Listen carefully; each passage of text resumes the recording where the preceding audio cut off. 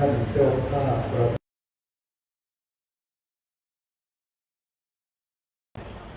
คุณแม่กัลยาณียุคตปรีชาคุณบุญเลิศอึ้งพงษ์พาณิชย์คุณวารุณีปิงพิคณะที่สองคณะศิษยานุศิษย์ชาวจีนนำโดยท่านแม่ชีจอยบูคณะที่สามโดยคุณสุรชัยคุณมาลีคุณสุชานันท์สิริจัญญาคุณสุกัญญากิจอนุรักษ์คุณวราพรบัวศรีคุณเรนุกาหัสดีสุวรรณคุณอรนุชบุญสิริคุณปานิสราระหารชยังกูลและคุณกนิษฐานกเทศการบัดนี้พระมหาเถรานุเถระพระภิกษุสามเณรแม่ชีโยคีอุบาสกอุบาสิกา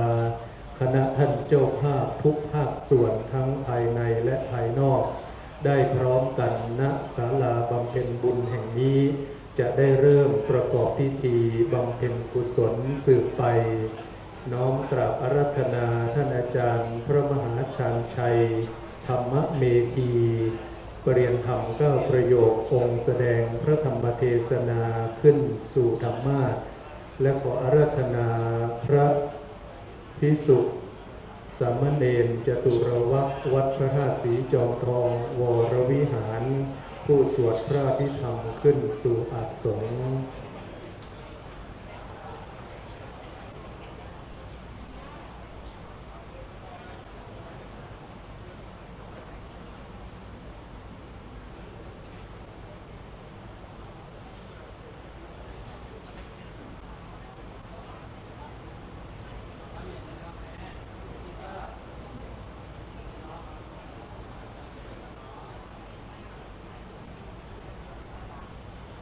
ท่านอาจารย์พระมหาชาญชัยธรรมเมธีปริยนธรรม9ประโยคในนามสำนักศาสนศึกษาวัดพระธาตุศรีจอมทองวรวิหารท่านสอบไล่ได้ปริยนธรรม9ประโยคได้เคยอาราธนานิมนต์มาแสดงพระธรรมเทศนาณกุฏิหทัยนเรศ1ครั้งเมื่อพระเดชพระคุณหลวงปู่ได้ฟังท่านแสดงธรรมครั้งนั้นพระเดชพระคุณหลวงปู่มีบัญชาว่าให้นิมนต์ท่านมาแสดงธรรมอีกวันนี้ญาติโยมสาธุชนก็จะได้มีโอกาสที่จะได้รับฟังพระธรรมเทศนาโดยท่านอาจารย์พระมหาชาญชัยธรรมเมธีปริยนธรรม9ประโยคปัจจุบันท่านพำนักอยู่ที่วัดคันธาวาสอำเภอดอยหล่อจังหวัดเชียงใหม่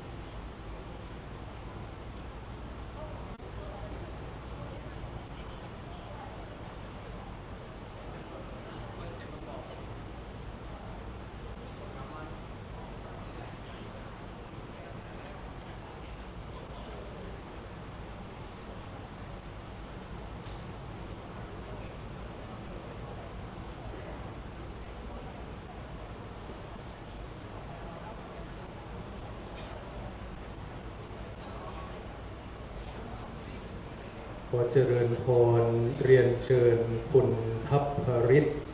หริฤกษ์ธนกุล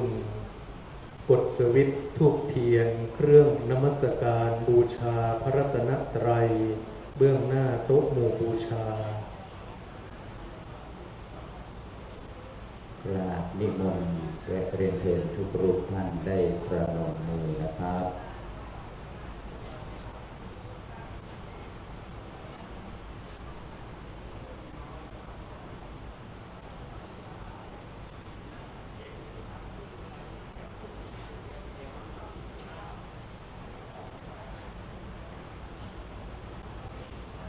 ขอเจริญพรเรียนเชิญท่านแม่ชีจอยบู จุดธูปเทียนเครื่องทองน้อยเบื้องหน้ารูปท่านอาจารย์พระครูวินัยธรสุขสันต์สุจิตโต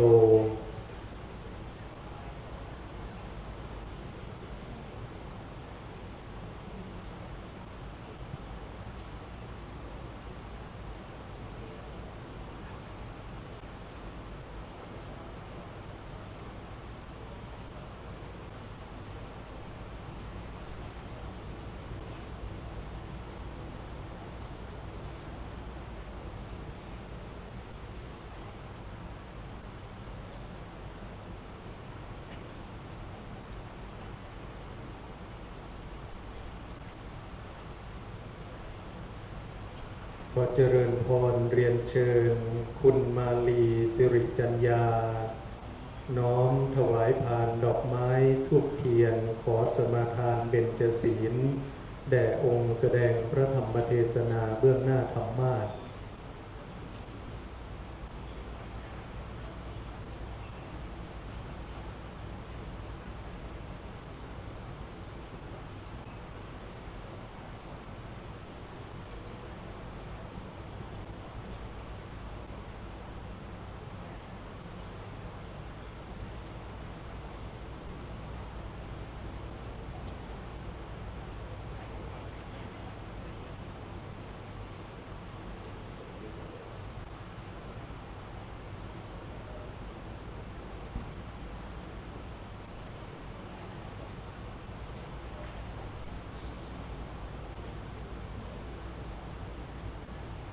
อาราธนาและเรียนเชิญทุกรูปท่านตั้งใจกล่าวคำบูชาพระรัตนตรัย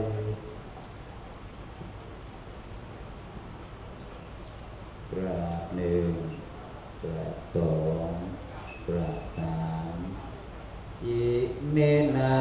สการเรนะตังพุทธังอภิปูชยามา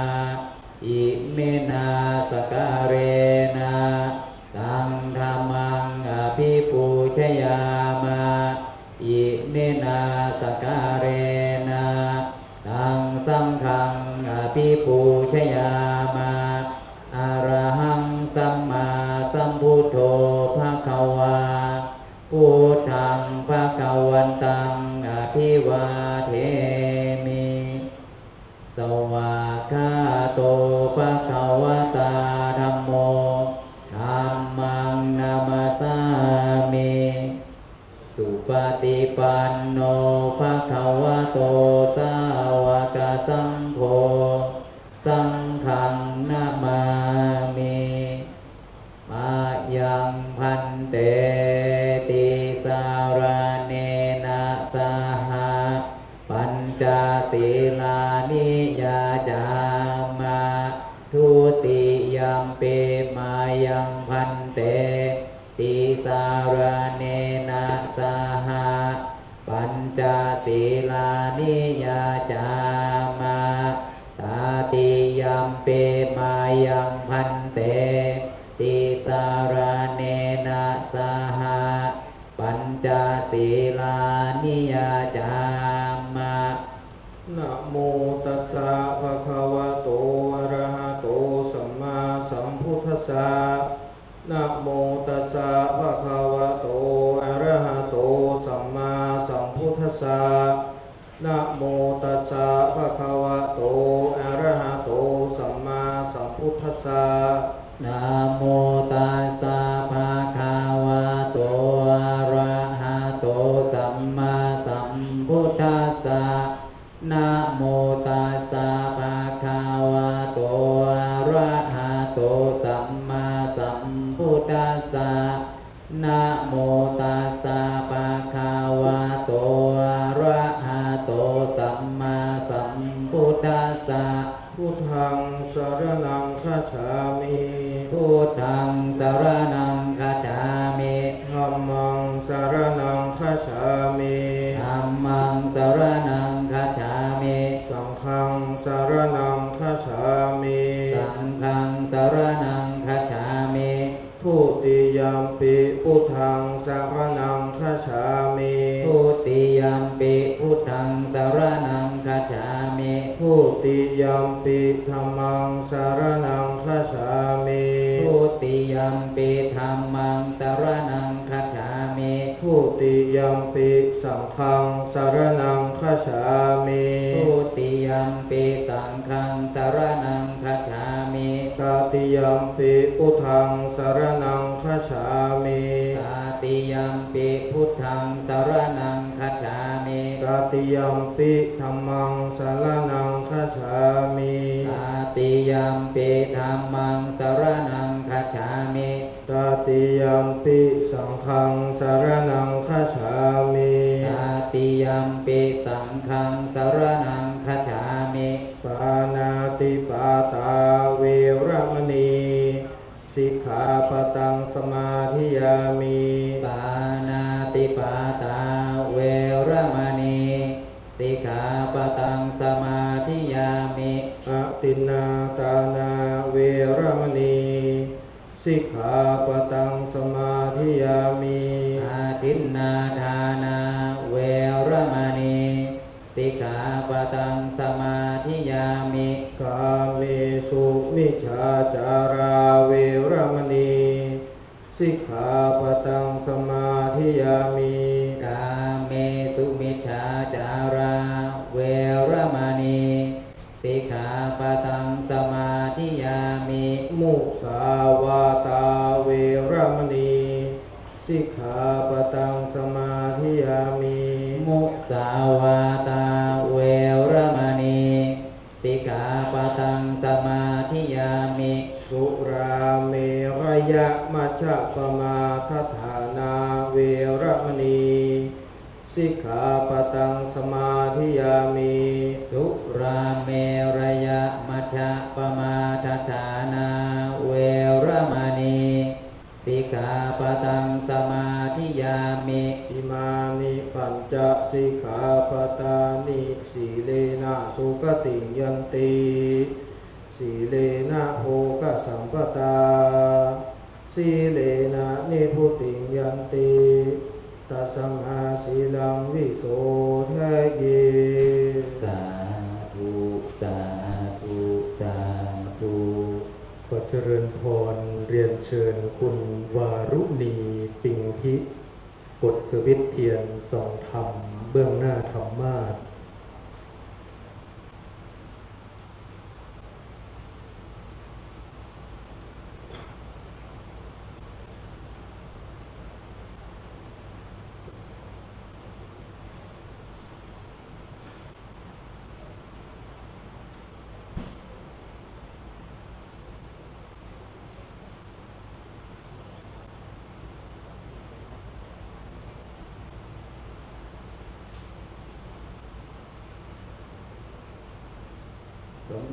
มาจโลกาธิปติสหัมปติกัดอัญจเรติวรังอายาจาธาสันติภาสัตตปราชกะจาติกาเทเสตุธรรมังานุกัมปิมังปะชังนะโมตัสสะภะคะวะโตอะระหะโตสัมมาสัมพุทธัสสะนะโมตัสสะภะคะวะโตอะระหะโตสัมมาสัมพุทธัสสะนะโมตัสสะภะคะวะโตอะระหะโตสัมมาสัมพุทธัสสะตะโยเมภิกขเวปุคลาสันโตสังวิชฌมานาโลกัสสมิงกตะเมตะโยอันโทเอกจักขุทวิจักขุติอิณบัดนี้จักรับประทานแสดงพระธรรมเทศนาในปัญญาจักขุกถาพรรณนาว่าด้วยเรื่องตาคือปัญญาอันเป็นศาสนธรรมคำสอนขององค์สมเด็จพระจินวรสัมมาสัมพุทธเจ้าเพื่อเป็นเครื่องประคับประคองฉลองศรัทธาประดับปัญญาบารมี อนุโมทนากุศลบุญราศีในส่วนทักษิณานุปทานอุทิศถวายแด่ท่านพระครูวินัยทรสุขสันต์สุจิตโตพอสมควรแก่เวลาสืบต่อไปขอถวายความเคารพพระเดชพระคุณท่านเจ้าคุณพระสุวรรณเมธีรองเจ้าคณะจังหวัดเชียงใหม่เจ้าอาวาสวัดพระธาตุศรีจอมทองวรวิหารพระเดชพระคุณท่านเจ้าคุณพระอมรเวทีผู้ช่วยเจ้าอาวาสวัดพระธาตุศรีจอมทองวรวิหารพระเดชพระคุณท่านเจ้าคุณพระศรีศิลปาจารย์ผู้ช่วยเจ้าอาวาสวัดพระธาตุศรีจอมทองวรวิหารท่านอาจารย์พระมหาวิทูลภูริเมธีเปรียนธรรม9ประโยคและพระเถรานุเถระทุกรูปขอเจริญพรญาติโยมอุบาสกอุบาสิกาแม่ชีโยคีญาติโยมท่านสาธุชนทั้งหลายเบื้องต้นนั้นนิมนต์และเจริญพรท่านทั้งหลายวางมือลงได้อยู่ในอาการที่สงบเราท่านทั้งหลายวันนี้มาปรารภในการมรณภาพของท่านพระครูวินัยทรสุขสันต์สุจิตโตซึ่งท่านได้ละสังขารนำมาซึ่งความโศกเศร้าอาลัยแก่ศิษยานุศิษย์ที่ได้สูญเสียพระอาจารย์อันเป็นที่รักเบื้องต้นนั้นในนามวัดพระธาตุศรีจอมทองวรวิหารซึ่งมีพระเดชพระคุณท่านเจ้าคุณพระสุวรรณเมธีท่านเจ้าอาวาสเป็นต้นเป็นประธานและพระภิกษุสามเณรในพระอารามพร้อมทั้งญาติโยมได้ร่วมกันบำเพ็ญบุญบำเพ็ญกุศลเพื่ออุทิศถวายแด่ท่านพระครูวินัยทรสุขสันต์สุจิตโตเป็นระยะเวลากว่า9 คืน 10 วันเป็นไปตามดังพระบาลีที่ปรากฏอยู่ในติโลกุตสูตรว่าเปตานะปูชาจักตาอุราราแปลว่าการบูชาผู้ที่ได้ล่วงลับไปนั้นได้กระทำอย่างโอฬารเราท่านทั้งหลายได้จัดตั้งให้มีการแสดงพระธรรมเทศนาและการสวดพระอภิธรรมปรารภบุญปรารภกุศลหมายที่จะให้จิตดวงวิญญาณของท่านพระครูวินัยทรสุขสันต์นั้นได้ไปเสวยทิพยสุขทิพยสมบัติอันมีพระนิพพานเป็นที่สุด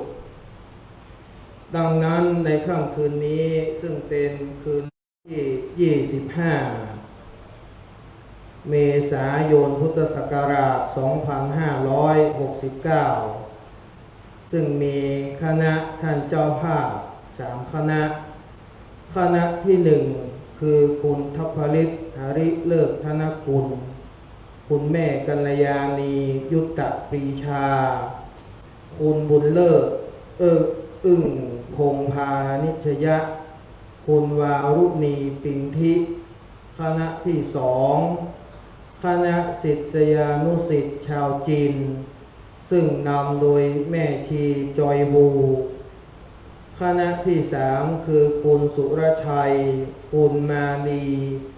คุณสุชานันท์สิริจัญญา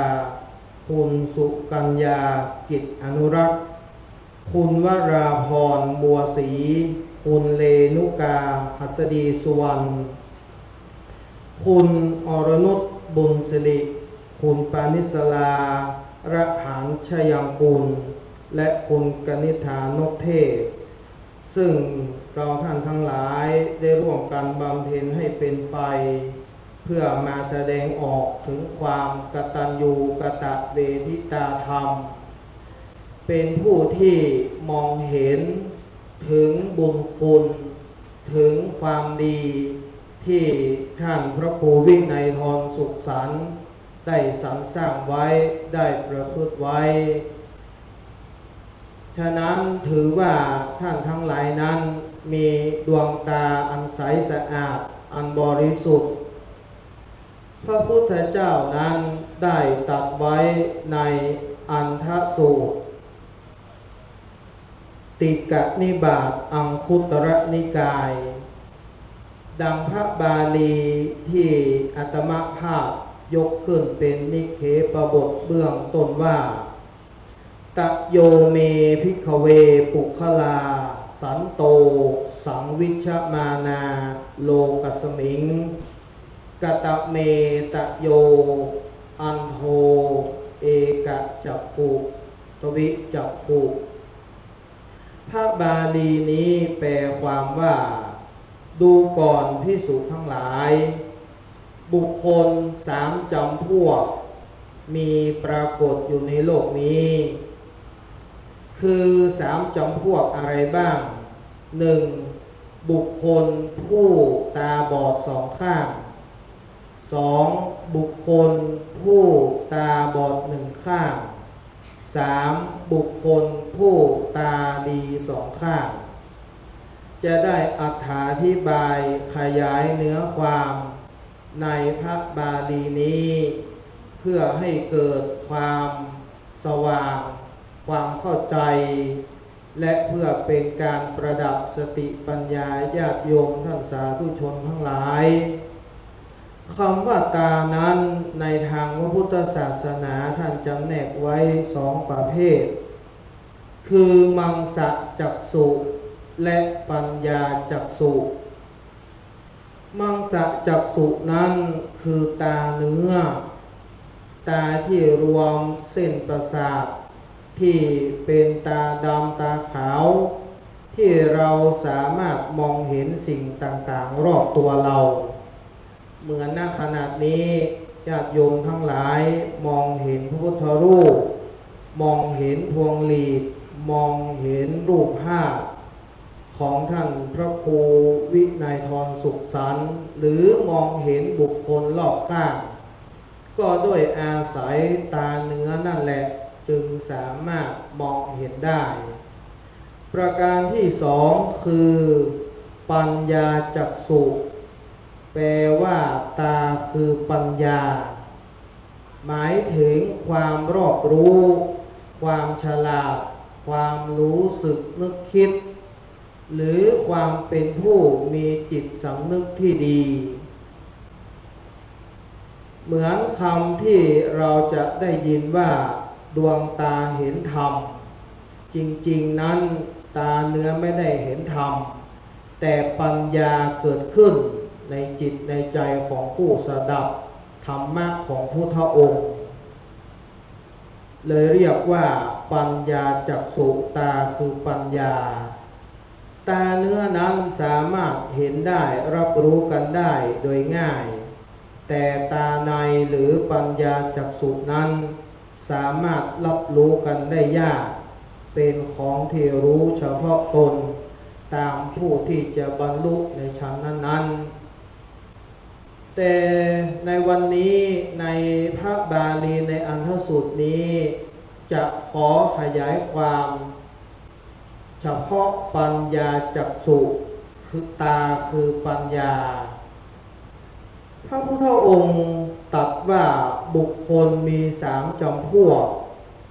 1. อันทจักขุบุคคลแปลความว่าบุคคลผู้มีตาบอด2 ข้างมีอธิบายว่าหมายถึงบุคคลผู้ที่ไม่มีวิชาความรู้ทั้งทางโลกและทางธรรม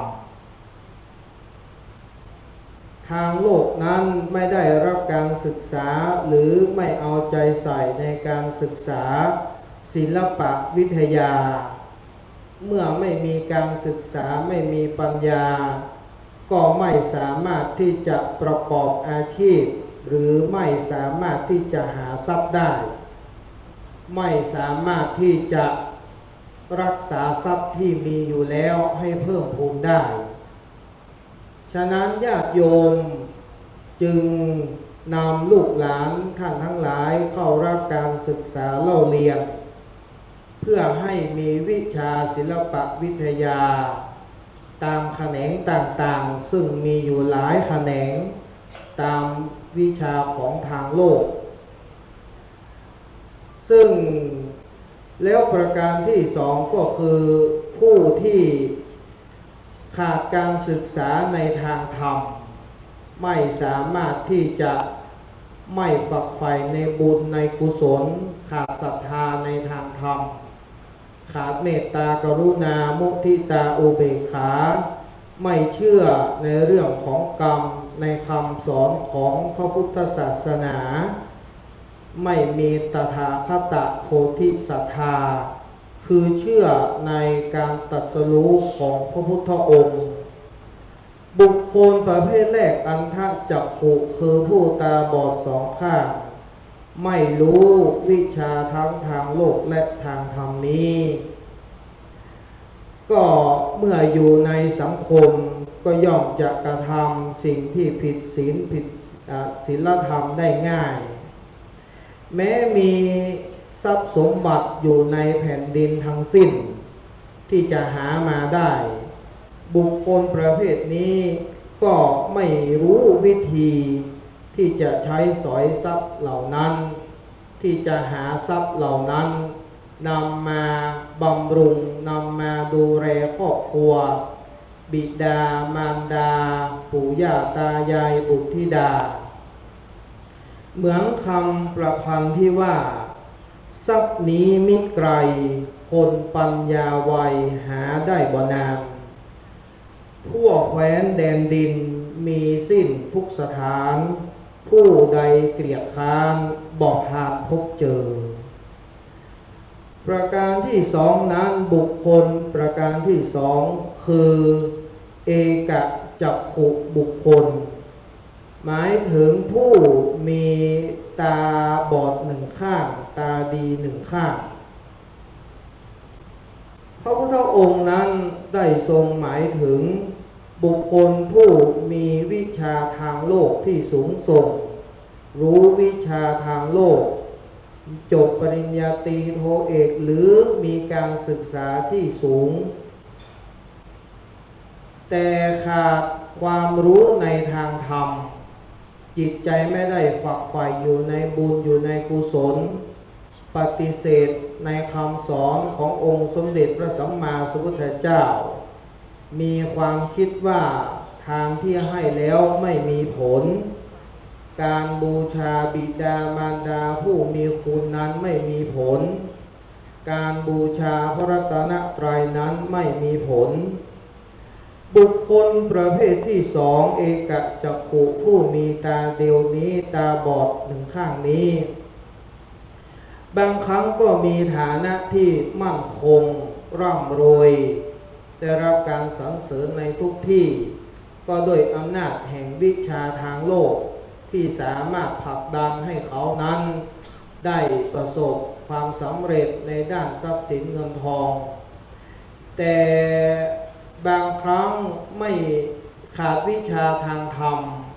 ไม่ฝักใฝ่ในบุญในกุศลจิตใจปราศจากธรรมะพูดง่ายๆเป็นภาษาปัจจุบันก็คือไม่มีคุณธรรมจริยธรรมบางครั้งเขาก็จะนำวิชาทางโลกที่เขาศึกษาที่เขาเรียนที่ประสบความสำเร็จนั้นมาแสวงหาผลประโยชน์เพื่อตัวเองเพื่อพวกพ้อง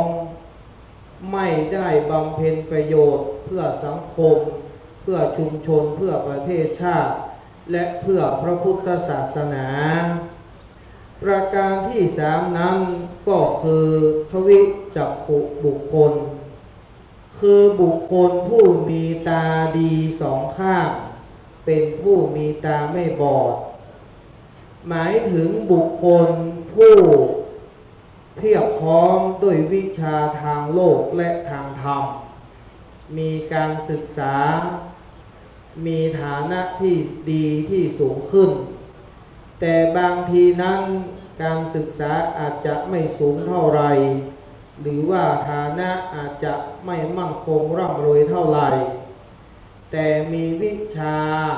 มีความรู้ความสามารถก็สามารถที่จะประกอบอาชีพหาเลี้ยงชีพได้โดยอาศัยความสุจริตนั้นโดยอาศัยวิชาความรู้นั้นไม่ให้ผิดศีลธรรมและกฎหมายบ้านเมืองและเป็นบุคคลผู้ที่ฝักใฝ่ในบุญในกุศลรู้บาปบุญคุณโทษประกอบไปด้วยตถาคตโพธิศรัทธามี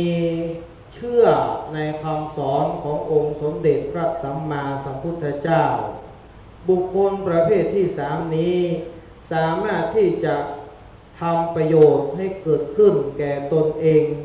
แก่ชุมชนแก่สังคมแก่ประเทศชาติและแก่พระพุทธศาสนาได้โดยแท้องค์สมเด็จพระสัมมาสัมพุทธเจ้านั้นพระองค์ได้ตรัสไว้ในท้ายอันทสูตรว่าอันทันจะเอกะจักขุนจักอารกาปริวัชเยทวิจักขุปนะเสเวทะเศษถังปุริสะปุคลังแปลความว่าบุคคลควรเว้นคนตาบอดกับคนตาเดียวเสียให้ห่างไกลแต่ควรคบหาคนสองตาซึ่งเป็นบุคคลผู้ประเสริฐสุดพระพุทธองค์ตรัสอย่างนี้จับประเด็นความได้ว่าทรงแนะนำทรงสั่งสอนในเรื่องการคบหาว่าให้หลีกอย่าคบหาบุคคลผู้ตาบอดสองข้างและตาบอดหนึ่งข้างให้คบหาแต่บุคคลผู้ตาดีสองข้างคือบุคคลผู้มีวิชาความรู้บุคคลผู้ฝักใฝ่ในบุญในกุศลผู้มีหิริโอตตัปปะผู้มีจิตอันบริสุทธิ์มีคุณธรรมมีจริยธรรมดังที่เราจะเห็นได้โดยทั่วไปก็คือองค์สมเด็จพระสัมมาสัมพุทธเจ้า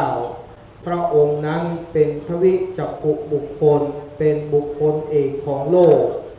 แม้พุทธองค์ตรัสรู้พ้นจากโอคะสงสารความทุกข์ยากแล้วก็ยังประกอบด้วยพระมหากรุณาธิคุณที่จะสั่งสอนนำธรรมะนั้นมาตรัสสั่งสอนแก่สัตว์โลกให้ข้ามโอคะวัฏสงสารได้หรือพระเดชพระคุณหลวงปู่พระพรหมมงคลหลวงปู่ทองสิริมังคลมหาเถระพระเดชพระคุณหลวงปู่เพียบพร้อมด้วยทางโลกและทางธรรมเป็นที่พึ่งเป็นหลักชัยของศิษยานุศิษย์ทั้งหลายด้วยการสั่งสอนวิปัสสนากรรมฐานในแนวสติปัฏฐานสี่ตามรอยพระบาทแห่งองค์สมเด็จพระสัมมาสัมพุทธเจ้าพระครูวินัยทรสุขสันต์สุจิตโตท่านอาจารย์นั้นเป็นบุคคลที่เพียบพร้อมทั้งวิชาทางโลกและทางธรรมเป็นพระวิปัสสนาจารย์คือประพฤติปฏิบัติวิปัสสนากรรมฐาน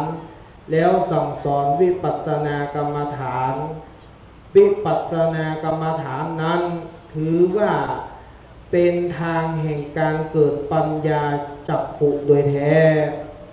ตามดังที่พระเดชพระคุณหลวงปู่ได้กล่าวไว้ซึ่งบันทึกไว้ในหนังสือหลวงปู่สอนไว้ในคราวทำบุญอายุวัฒนมงคลครบ8 รอบ96 ปีหน้าที่45ว่า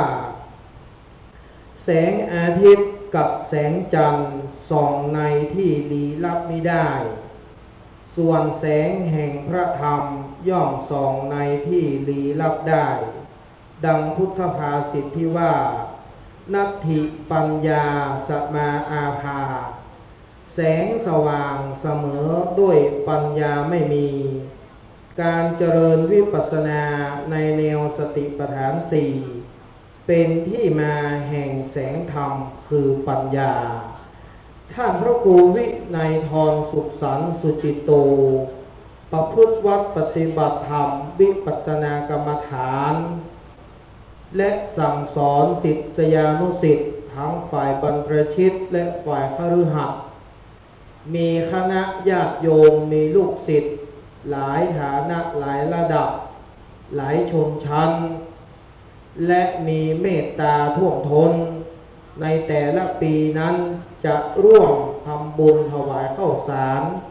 ในงานอบรมบาลีก่อนสอบของคณะสงฆ์ภาค 7เป็นหลายร้อยกระสอบและยังเป็นที่เคารพสักการะของศิษยานุศิษย์โดยแท้ฉะนั้นท่านพระครูวินัยทรสุขสันต์นั้นถือว่าเป็นทวิจักขุบุคคลเป็นบุคคลผู้ตาดีสองข้างเป็นผู้ประเสริฐแท้จริงนั้นบุคคลประเภทแรกคือบุคคลผู้ตาบอดสองข้างก็ดีบุคคลผู้ตาบอดหนึ่งข้างก็ดีเมื่อมีการพัฒนาตนได้รับการศึกษาฝักใฝ่ในบุญใดกุศลแล้วก็สามารถจะพัฒนามาอยู่ในระดับที่3คือทวิจักขุบุคคลได้โดยแท้เหมือนดังครั้งสมัยอดีตมีพระราชาพระองค์หนึ่งพระนามว่าพระเจ้าปายาสิดังปรากฏในปายาสิราชัญญสูตรทีฆนิกายมหาวรรค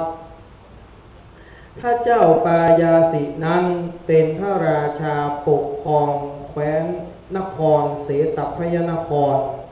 ซึ่งอยู่ภายในการปกครองของแคว้นโกศลซึ่งพระองค์นั้นแต่เดิมนั้นเป็นเอกจักขุบุคคลคือบุคคลผู้ตาบอดหนึ่งข้าง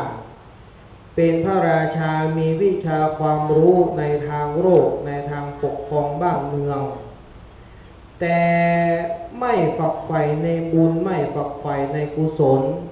ไม่เชื่อในเรื่องคุณงามความดีไม่เชื่อในคำสอนของพระพุทธศาสนาขององค์สมเด็จพระสัมมาสัมพุทธเจ้ามีวันหนึ่งเมื่อมหาชนชาวเมืองไป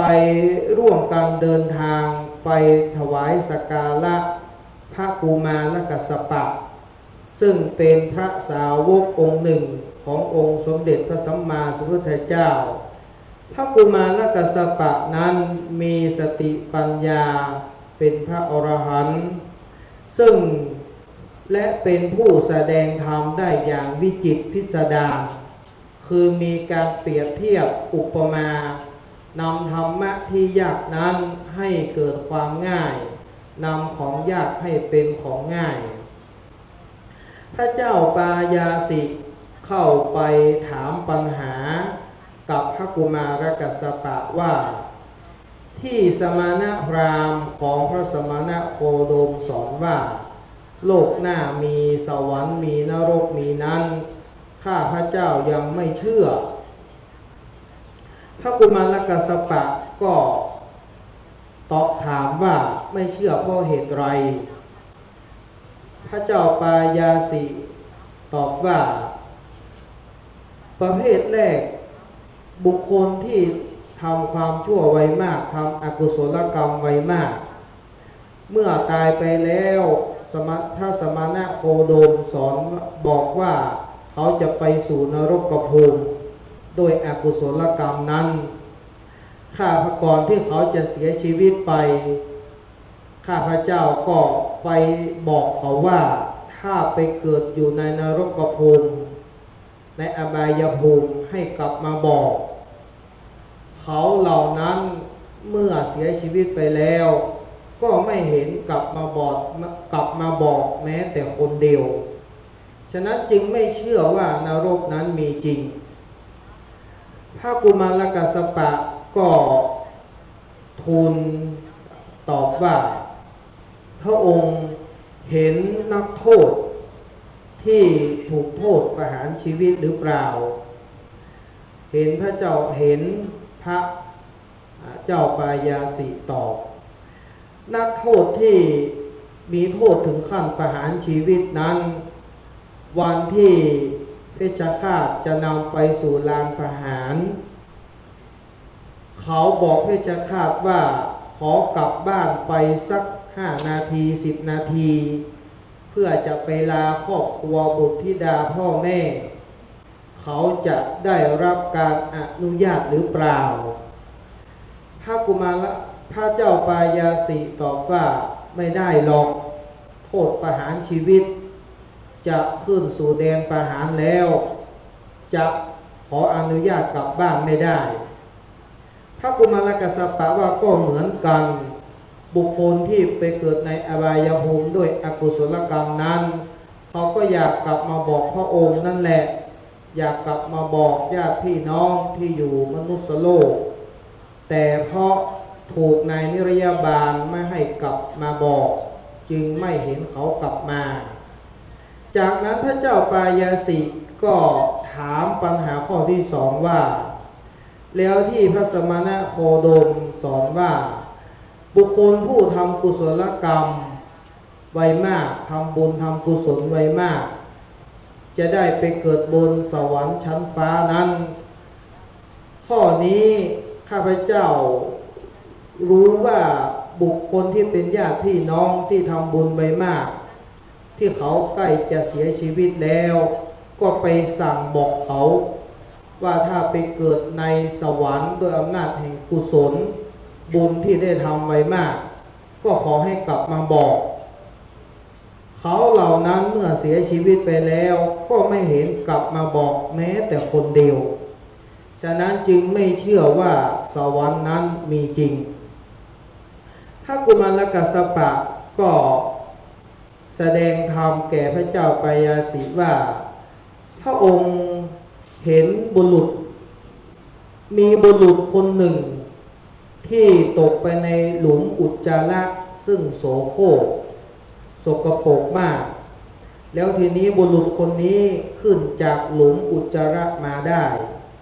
มาอาบน้ำมาปะแป้งมาลูบไล้ด้วยของหอมแล้วพระองค์สั่งให้เขาลงไปในหลุมอุจจาระนั้นเขาจะลงไปอีกไหมพระเจ้าปายาสิก็ตอบว่าเขาไม่ลงไปแล้วเขาขึ้นเพราะว่าหลุมอุจจาระนั้นเป็นสิ่งสกปรกโสโครก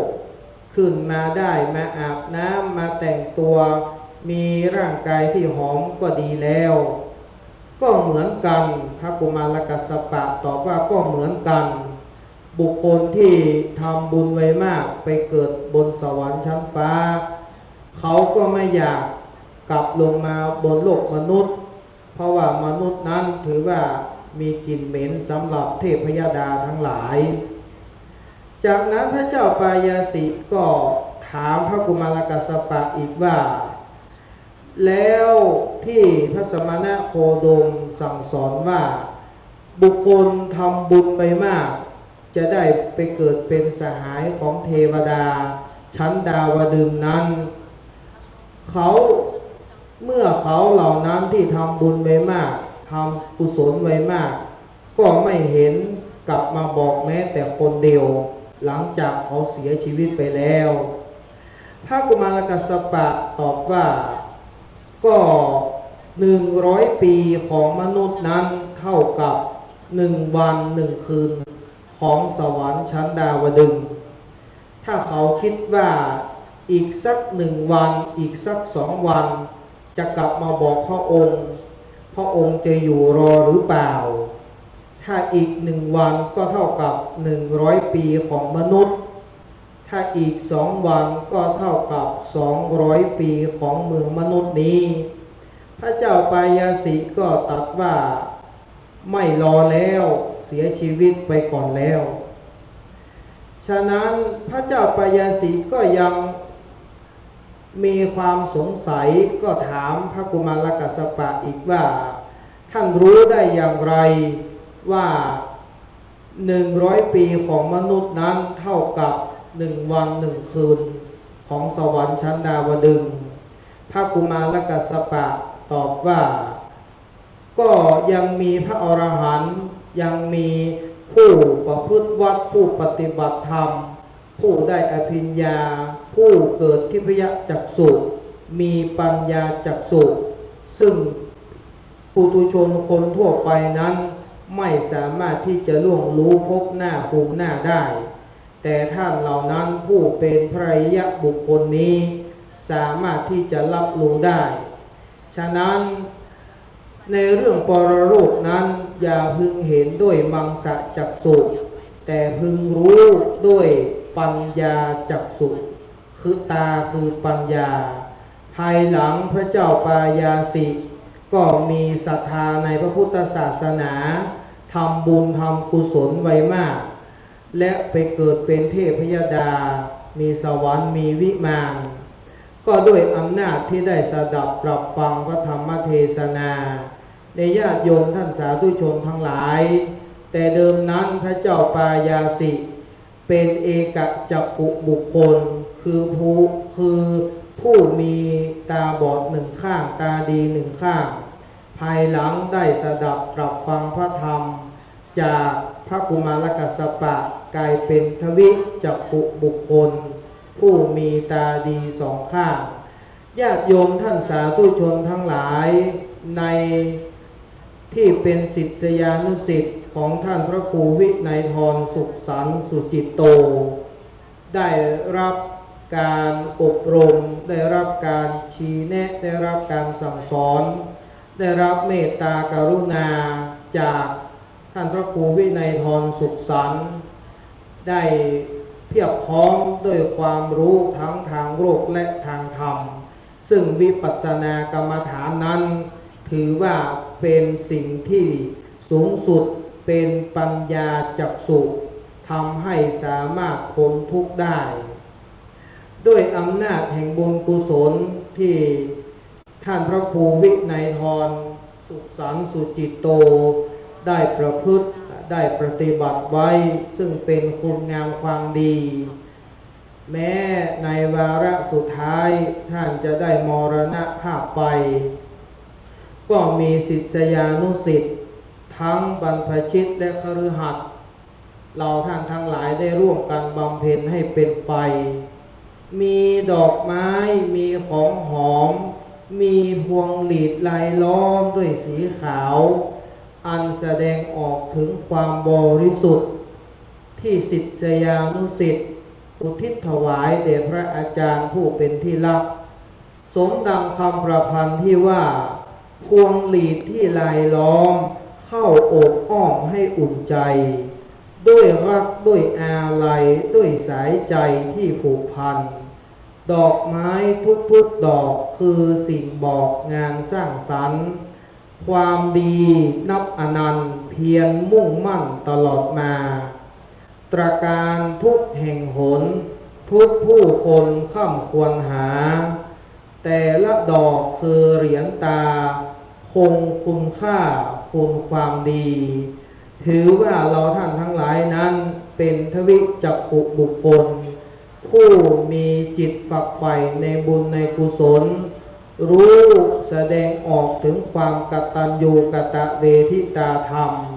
แด่พระอาจารย์ผู้เป็นที่เคารพสักการะอย่างยิ่งดังได้พรรณนามาเทศนาประโยสานีในการเป็นที่สุดลงแห่งพระธรรมเทศนานี้อิมินากตะปุญเยนะโดยอำนาจแห่งทานศีลภาวนาบุญกุศลที่เราท่านทั้งหลายได้ร่วมกันบำเพ็ญให้เป็นไปอันเกิดจากธรรมสวนะใหม่คือการฟังธรรมธรรมเทศนาใหม่คือการแสดงธรรมและการสวดพระอภิธรรมขออุทิศถวายบุญกุศลนี้แด่ท่านพระครูวินัยธรสุขสันต์สุจิตโตเมื่อท่านพระครูได้รับรู้ด้วยญาณวิถีดวงใดดวงหนึ่งแล้วให้มาปัตตานุโมทนาใหม่เสวยทิพยสุขทิพยสมบัติทิพยวิมานอันมีพระนิพพานเป็นที่สุดและขอให้บุญกุศลทั้งหลายนั้น มาปกปักมาอุดหนุนญาติโยมท่านสาธุชนทั้งหลายให้เจริญไปด้วยจตุรพิตรพรชัยทั้งสี่คืออายุวันนะสุขภระปฏิภาณธนาสารสมบัติคุณสารสมบัติธรรมสารสมบัติพิพัฒนมงคลคิดมุ่งมาตรปรารถนาสิ่งใดที่เป็นไปด้วยชอบประกอบไปด้วยธรรมแล้วขอให้สิ่งนั้นจงพันสำเร็จจงพันสำเร็จจงพันสำเร็จทุกประการแสดงพระธรรมเทศนามาในปัญญาจักขุกถาก็เห็นว่าพอสมควรแก่กาลสมัยแล้วจึงขอสุยุติลงคงไว้แต่เพียงเท่านี้เอวังก็มีด้วยประการฉนี้อันนมยังสาธุกลังกโลมาเสสาธุสาธุสาธุ พระธรรมเทศนาโดยพระมหาชันชัยธรรมเมธีเรียนธรรม9ประโยครองเจ้าวาดวัดคันธาวาสทุ่งปุยอำเภอดอยหล่อได้สำเร็จเสร็จสิ้นลงลำดับต่อไปพระภิกษุสามเณรจตุรวรรควัดพระธาตุศรีจอมทองจะได้สวดพระอภิธรรมขอเจริญพรเรียนเชิญคุณมาลีสิริจัญญากดสวิตช์ธูปเทียนบูชาเบื้องหน้าตู้พระธรรมด้านหน้าพระสงฆ์พระภิกษุสามเณรจตุรวรรคผู้สวดพระอภิธรรม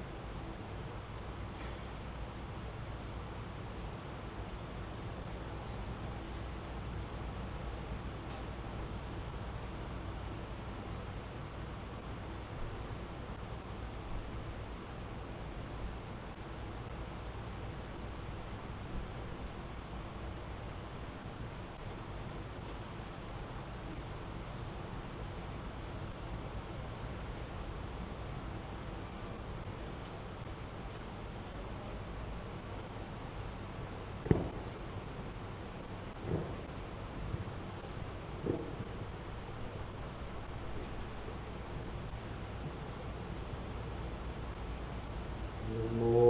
ตัสสะภะคะวะโตอะระหะโตสัมมาสัมพุทธัสสะนะโมตัสสะภะคะวะโตอะระหะโตสัมมาสัมพุทธัสสะนะโมตัสสะภะคะวะโตอะระหะโตสัมมาสัมพุทธัสสะกุศลธรรมาอกุศลธรรมาอภัยยกตาธรรมากัตเมธรรมากุศลายสมิงสมัยเยกามาวจารังกุศลังจิตตังอุปันนังโหติโสมนัสสะสหคตังญาณสัมปยุตตังรูปะรัมมะนังวาสัทธารัมมะนังวาคันธารัมมะนังวารสารัมมะนังวาโพธาภารัมมะนังวาธัมมารัมมะนังวายังยังวาปนาราภัตตสมิสัมมเยภาโสโหติอวิเคกุโหติเยวาปนัตตสมิงสัมมเย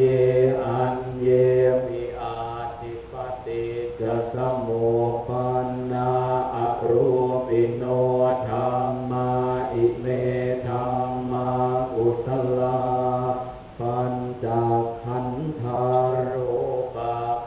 โทเวทนาขันโทสัญญาขันโทสังขารขันโทวิญญาณขันโทตถาคตโมรูปขันโทยังกินจิรูปอติตานาคตปัจจุบันนังอาจตังวาภหิทาวาโอราลิกังวาสุขุมังวาหินังวาปณิตังวายังทุเรวาสันติเกวาทะเทกัจฉังอภิสัญโยอิตวาอภิสังขิปิตวาอายังวุจติรูปะขันโทสังฆโหสังฆโหสังฆหิเตนะอสังฆหิตังอสังฆหิเตนะสังฆหิตังสังฆหิเตนะสังฆหิตังอสังฆหิเตนะอสังฆหิตังสัมปโยโควิปโยโคสัมปโยเตนะวิปโยตังวิปโยเตนะสัมปโยตังอสังฆหิตังทัพปัญญติโยหันทปัญญาติอายตนะปัญญาติธาตุปัญญาติสัจจปัญญาติอินทรียปัญญาติโภคลปัญญาติกิตาวตาโภคลานะโภคลปัญญาติสัมยวิโมตโตอสัมยวิโมตโตโอปะธัมโมอโกปะธัมโมปริหานธัมโมอปริหานธัมโมเจตนาภาโพอนุรักขณาภาโพปุถุชนโนโคตรภูพโยปรโตอภโยปรโตภาภาคมโนอภาภาคมโนนิยโตอนิยโตปฏิปันนโกภเลติโตอะระหะอะระหะตายปฏิปันโนอุคคโลปลาภติสัจฉิกาทปรมาเทนาติอามันตายโยสัจฉิกาโทปรมาโทตโตโสปุคคโลอุปลาปฏิสัจฉิกาทปรมาเทนาตินะเหวังวาตาเปอาชานาหิมิคหังหันจิปุคคโลอุปลาปฏิสัจฉิกาทปรมาเทนะเตนะวัตเลวาตาเปโยสัจฉิกาโทปรมาโทตโตโสปุคคโลอุปลาปฏิสัจฉิกาทปรมาเทนาติเมชาเยเกจิกุสลาธรรมาสาเพเตกุสลโมลาเยวาปนกุสลโมลาสาเพเตธรรมากุสลาเยเกจิกุสลาธรรมาสาเพเตกุสลโมเลนะเอกโมลาเยวาปนกุสลโมเลนะเอกโมลาสาเพเตธรรมากุสลาเหตุปัจจโยอารัมมณปัจจโยอธิปติปัจจโยอนันตรปัจจโย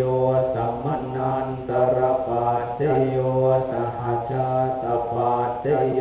อัญญมัญญปัจจโยเนสยปัจจโยอุปเนสยปัจจโยปุเรชาตปัจจโย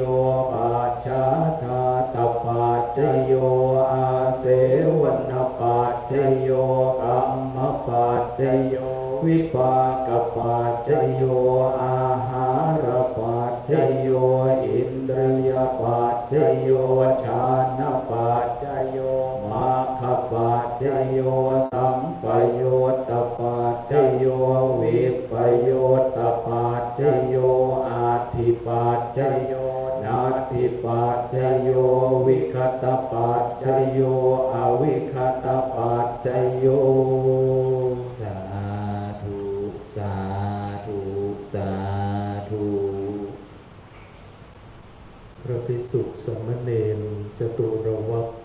วัดพระธาตุสีจอมทองวรวิหารสวดพระอภิธรรมจบลงเป็นที่เรียบร้อยในลำดับต่อไปจะเป็นการทอดผ้าไตรบังสุกุลโดยจะได้ขอเจริญพรเรียนเชิญตัวแทนจากคณะท่านเจ้าภาพ3คณะทอดผ้าบังสุกุลชุดเดียวจะได้ขอเจริญพรเรียนเชิญท่านเจ้าภาพผู้มีรายนามดังต่อไปนี้เรียนเชิญคุณแม่กัลยาณียุคตปรีชาทอดผ้าไตรบังสุกุลเบื้องหน้าองค์แสดงพระธรรมเทศนา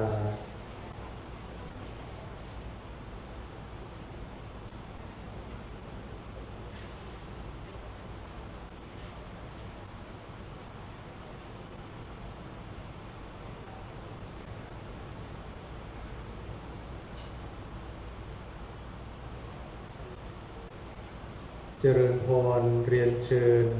ท่านเจ้าภาพผู้มีรายนามดังต่อไปนี้ทอดผ้าไตรบังสุกุลเบื้องหน้าพระภิกษุสามเณรจตุรวักผู้สวดพระอภิธรรมรูปที่1เรียนเชิญคุณสุชานันท์สิริจัญญารูปที่2เรียนเชิญคุณสุฟู่สวน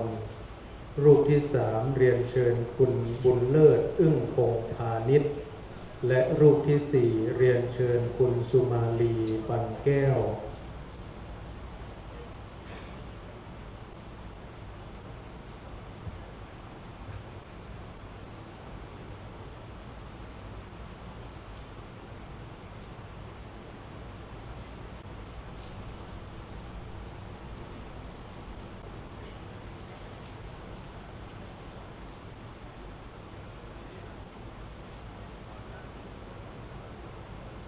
การทอดผ้าบังสุกุลหรือผ้าไตรบังสุกุลเป็นการเอื้ออนุเคราะห์ต่อพระภิกษุผู้ถือผ้าบังสุกุลเป็นวัดธรรมเนียมของการทอดผ้าบังสุกุลจึงคงรักษาไว้หาได้ใช่การทอดโดยไม่มีจุดมุ่งหมาย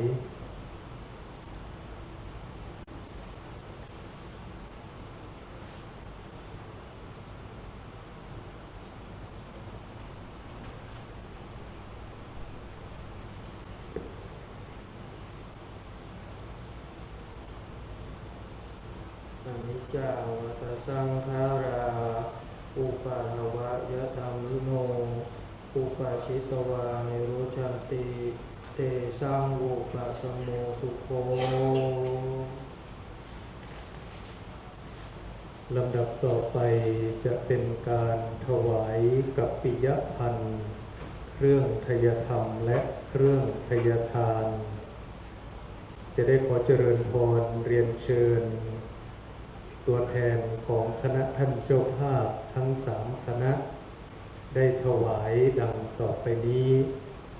เรียนเชิญท่านแม่ชีจอยบูน้อมถวาย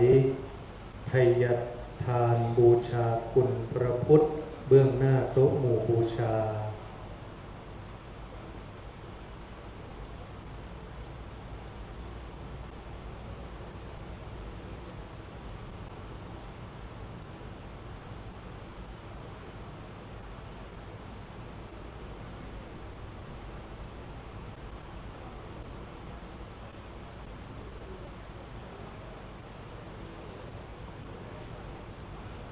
ในวันนี้ทางคณะศิษยานุศิษย์ชาวจีนนำโดยแม่ชีจอยบูได้เป็นเจ้าภาพตามธรรมเนียมจีนก็คือเนื่องในวาระครบ7 วัน จะมีการถวายขนมโรตีสดชาไทยสดอันนี้ถวายไปตอนเพลแล้วณภัตตศาลาและก็ถวายน้ำดื่มตลอดงานบำเพ็ญกุศลบูชาคุณของ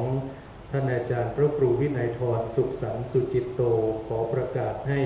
ทุกรูปท่านได้ร่วมอนุโมทนากับคณะศิษยานุศิษย์ชาวจีนลำดับต่อไปขอเจริญพรเรียนเชิญคุณมาลีสิริจัญญาน้อมถวายเครื่องไทยธรรมบูชาพระธรรมเทศนา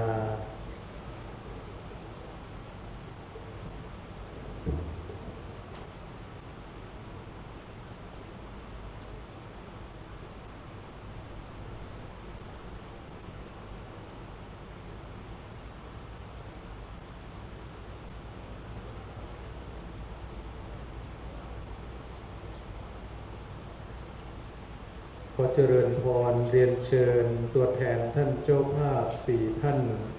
น้อมถวายเครื่องทยทานแด่พระภิกษุสามเณรจตุรวรรษดังนี้รูปที่1เรียนเชิญคุณทัพพฤทธิ์หริฤกษ์ธนกุลรูปที่2เรียนเชิญคุณแม่กัลยาณียุคตปรีชารูปที่3เรียนเชิญคุณสุมาลีปันแก้วและรูปที่4เรียนเชิญคุณนิรมนพรหมจาร์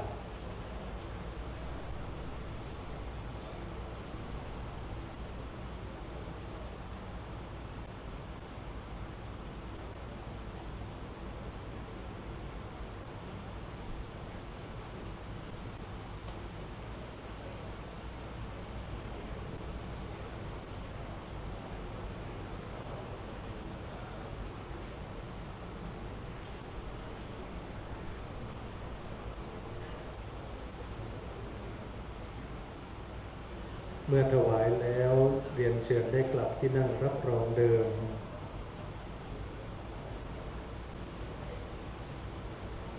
ชุดที่2จะได้น้อมถวายกัปปิยพันธ์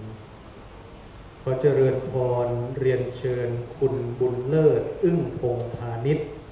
น้อมถวายกัปปิยพันธ์บูชาคุณพระพุทธเบื้องหน้าโต๊ะหมู่บูชาสำหรับญาติโยมศิษยานุศิษย์ที่เป็นคนภาคกลางหรือว่าภาคอื่นอาจจะไม่คุ้นเคยกับธรรมเนียมปฏิบัติก็ขออนุญาตนำแจ้งว่าการถวายบูชาคุณพระพุทธนั้นเป็นธรรมเนียมเมืองเหนือประเพณีล้านนาทุกครั้งงานบำเพ็ญกุศลจะเป็นฝ่ายมงคลหรืออวมงคลล้วนแล้วแต่จะถวายบูชาคุณพระพุทธเป็นปฐมเป็นเบื้องต้นขอเจริญพรเรียนเชิญคุณเยวานน้อมถวายกัปปิยพันธ์บูชาพระธรรมเทศนาแด่องค์แสดงพระธรรมเทศนาเบื้องหน้าธรรมาสน์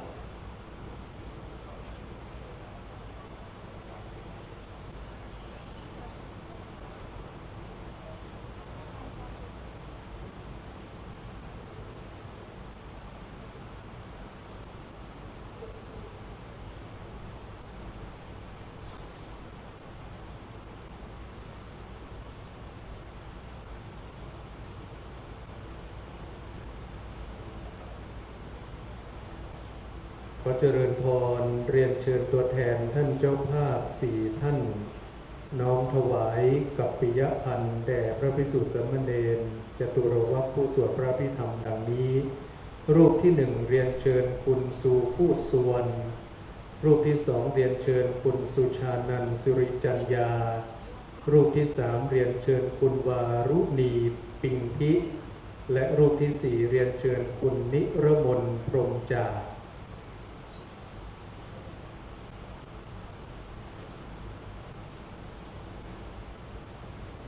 และขอเจริญพรเรียนเชิญคุณเยวานมอบของปฏิการะขอบน้ำใจแก่มัคคณายกที่บริเวณจุดประชาสัมพันธ์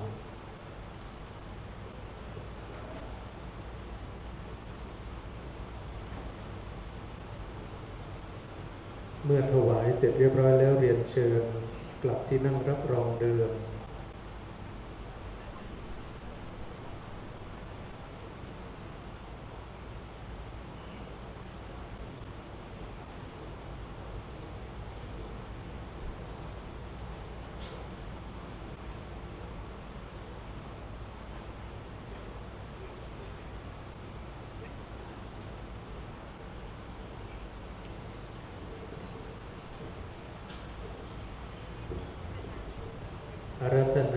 ยนเชิญทุกรูปท่านนั้นอุทิศส่วนกุศลและรับพรยะถาวาริวหาปุราปริปุเรนติสาครังเอวะเมวะอิโตทินังเปตานังอุปกัปปติอิจิตังปฏิตังตุมหังคิปะเมวะสมิจฉตุสัพเพปุเรนตุสังกปาจันโทปนรสโสยถามณีโชติรสโสยถาสัพพิติโยวิวัชชันตุสัพพะโรโควินาศตุมาเตภวันตวันตรายโยสุขีทีฆายุโกภวสัพพิติโยวิวัชชันตุสัพพะโรวินาศตุมาเตภวันตวันตรายโยสุขีทีฆายุโกภวสัพพิติโยวิวัชชันตุสัพพะโรโควินาศตุมาเต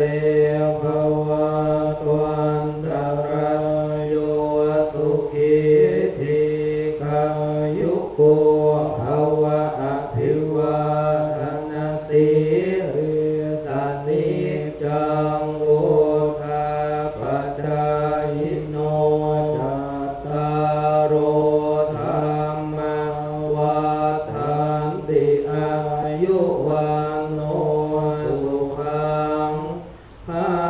ลังอัฏฐาสิเมอากัสสิเม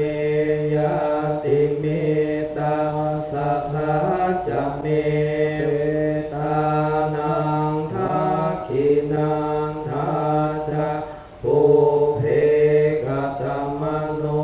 สังรังนะหิรุณนังวาโสโกวายาวันยาปริเทวนานาตังเป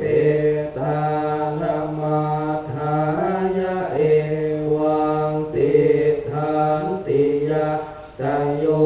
อายัญจะโหทินาทินาสังฆังภิกษุปฏิทิตาทิฆรัตตังทิตายาสัทธานาโสอุปกัปปติโสยติธัมโมจะอายังนิทัสสิโตเปตานะปูชาจักกตาอุราราภารันจะภิกขุนัมมโนปะทินนังตุมเหปุญญังปัสสุตังอนาปกันติภวตุสัพพมังคลังลาขันตุสัพพะเทวตาสัพพะพุทธานุภาเวนะสัทธาโสทิภวันตุเตภวตุสัพพมังคลังราขันตุสัพพะเทวตาสัพพะธรรมานุภาเวนะสัทธาโสทิภวันตุเตภวตุสัพพะมังคลังราขันตุสัพพะเทวตาสัพพะสังฆานุภาเวนะสัทธาโสทิภวันตุเต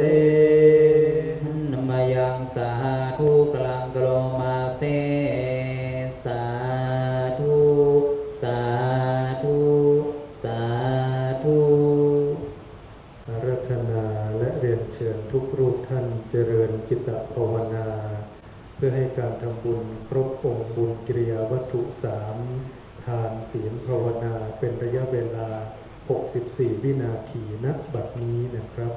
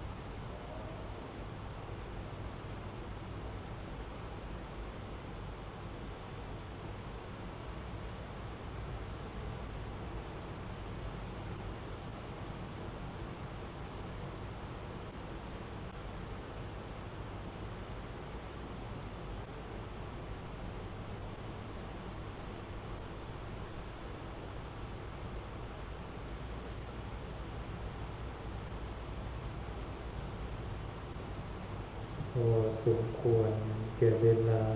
แผ่เมตตาแบบพื้นเมืองล้านนาอิตังตานากัมมังนิปานาปัญจโยตุโนนิจังอิตังศีลานิปานาปัญจโยตุโนนิจังอิตังภาวนานิปานาปัญจโยตุโนนิจังยังกินเจกุสาลังกันตัมปังกัมมังสัมเพหิกาเตหิกาตังปุญญังโนทันตุสุนันตุพนโตเยเทวาสามิงฐานเนอาทิกาตาทิกายุกาสัทธาหนตุตานังสุขีอันตานังปาริหารันตุมาตาปิตาสุขีตาหนตุทุกขาปามุจจันตุสัมเพยติกาสุขีตาทุกขาปามุจจันตุสัมเพยติกาสุขีตาหนตุทุกขาปามุจจันตุสัมเพปิสาสัมเพเปตาสุขีตาหนตุทุกขาปามุจจันตุสัมเพนักขันตาสุขีตาหนตุทุกขาปามุจจันตุสัมเพเทวาหนตุทุกขาปามุจจันตุสัมเพอาจาริยุปัจจัยยาสุขีตาหนตุทุกขาปามุจจันตุตินังสามิจันตุโววันตามีพุทธังสัมพังเมโตสังฆามัฏฐาเมปันเตวันทามิธัมมังสัมพังเมธาเมปันเตวันทามิสังฆังสัมพังเมโตสังฆามัฏฐาเมปันเตวันทามิปุโรปัชฌา